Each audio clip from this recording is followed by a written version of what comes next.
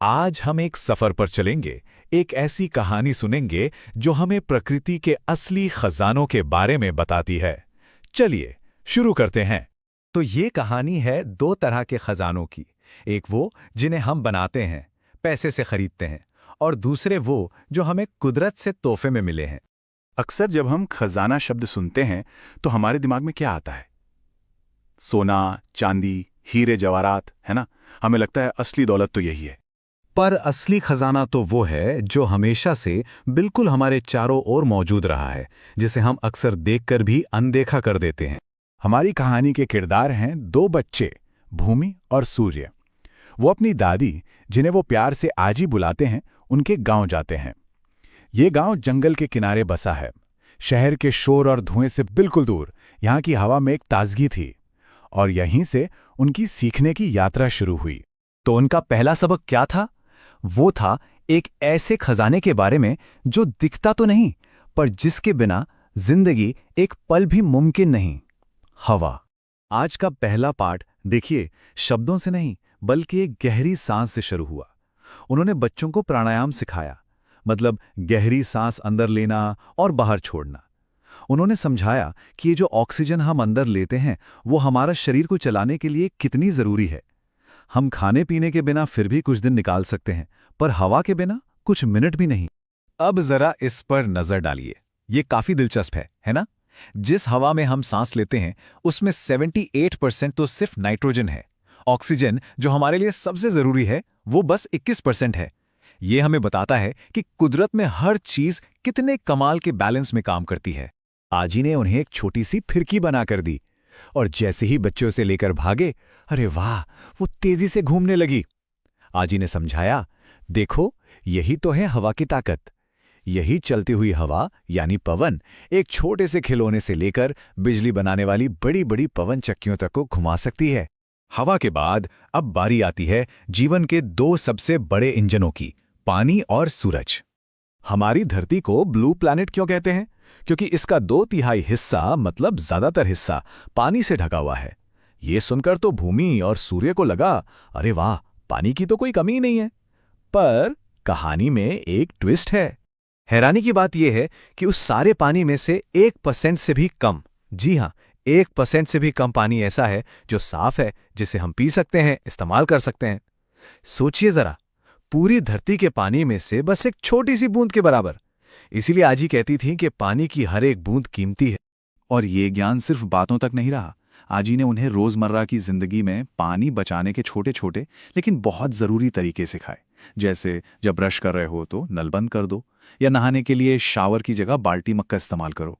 ये छोटी छोटी आदतें हैं, पर इनसे पानी की बहुत बड़ी बचत होती है। फिर बात आई सूरज की। बच्चों ने अपनी आंखों से देखा कि कैसे आंगन में मिर्च और आम पापड़ सूख रहे थे, सब सूरज की धूप से। आजी ने समझाया कि सूरज ही तो असली पावर हाउस है। वो सिर्फ हमारे कपड़े ही नहीं सुखाता, बल्कि पेड़ पौधों को खाना बनाने की ताकत भी देता है, और उन्हीं पौधों को खाकर गाय जैसे जानवर जिंदा रहते हैं। असल में धरती पर एनर्जी का पूरा चक्कर सूरज से ही शुरू होता है। अब कहानी आगे बढ़ती है और बच्चों की यात्रा उन्हें ले जाती है गांव के पास वाले जंगल में। एक ऐसी जिंदा दुनिया जो पेड़ों, जानवरों और मिट्टी से बनी थी। जंगल के बीचों बीच आजी ने उनसे एक बहुत ही अहम सवाल पूछा। सोचो, अगर ये जंगल गायब हो जाएं तो क्या होगा? और इसका जवाब इस स्लाइड में कितना साफ दिखता है। एक तरफ है जंगलों से भरी दुनिया, साफ हवा, तरह तरह के जीव जंतु और मजबूत मिट्टी, और दूसरी तरफ बिना जंगलों की दुनिया, जहां प्रदूषण है, जानवर खत्म हो रहे हैं और जमीन खिसक रही है। तो मतलब साफ है, जंगल सिर्फ पेड़ों का झुंड नहीं है, ये तो हमारे प्लैनेट के फेफड़े हैं। आजी ने उन्हें अपने गांव की एक प्यारी सी परंपरा के बारे में बताया कि वो लोग पेड़ से फल तोड़ते नहीं, बल्कि जो फल अपने आप नीचे गिरते हैं बस उन्हीं को उठाते हैं। फिर उन्होंने चिपको आंदोलन की एक शानदार कहानी सुनाई। ये 1970 के दशक में हुआ था, जब गांव की औरतें पेड़ों को बचाने के लिए उनसे सचमुच लिपट गई थीं, ताकि कोई उन्हें काट ना सके। अब यात्रा धरती की सतह से और भी गहरी होती है, उन खजानों की तरफ जिन्हें बनने में लाखों करोड़ों साल लगे हैं। तो ये कोयला, पेट्रोल, डीजल आते कहां से हैं? आजी ने समझाया कि ये लाखों साल पहले जो पेड़ पौधे और जीव जंतु मरकर जमीन में दब गए थे, उन्हीं से बने हैं। गर्मी और दबाव के कारण लाखों सालों में वो इन ईंधनों में बदल गए। और यही बात इन्हें खास बनाती है कि इन्हें बनने में लाखों साल लगते हैं। ये एक बार खत्म हो गए तो दोबारा नहीं बन सकते। तो छुट्टियां खत्म हुई, भूमि और सूर्य शहर तो लौट आए, पर वो अब पहले जैसे नहीं थे।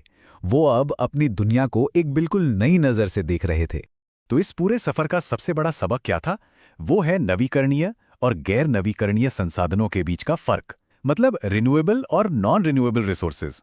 हवा, पानी, सूरज, जंगल, ये वो खजाने हैं जो प्रकृति हमें बार बार दे सकती है, बशर्ते हम उनका ख्याल रखें। लेकिन दूसरी तरफ है कोयला, पेट्रोल, मिनरल्स। ये खजाने लिमिटेड हैं। एक बार खत्म हो गए तो मतलब हमेशा के लिए खत्म। ये समझना सिर्फ एक जानकारी नहीं, बल्कि हमारी जिम्मेदारी भी है। तो आखिर में ये कहानी सिर्फ भूमि और सूर्य की नहीं रह जाती, ये कहानी हम सबकी है। असली सवाल तो ये है कि आज ही से मिली इस समझ का, इस ज्ञान का हम अपनी जिंदगी में क्या करेंगे। और अपनी बात को खत्म करने के लिए महात्मा गांधी के इस विचार से बेहतर और क्या हो सकता है? पृथ्वी हर इंसान की जरूरत को पूरा करने के लिए पर्याप्त संसाधन प्रदान करती है, लेकिन हर इंसान के लालच को नहीं। ये एक बहुत गहरी बात है जो हमें याद दिलाती है कि प्रकृति को बचाना सिर्फ एक जरूरत नहीं, बल्कि हमारी नैतिक जिम्मेदारी भी है।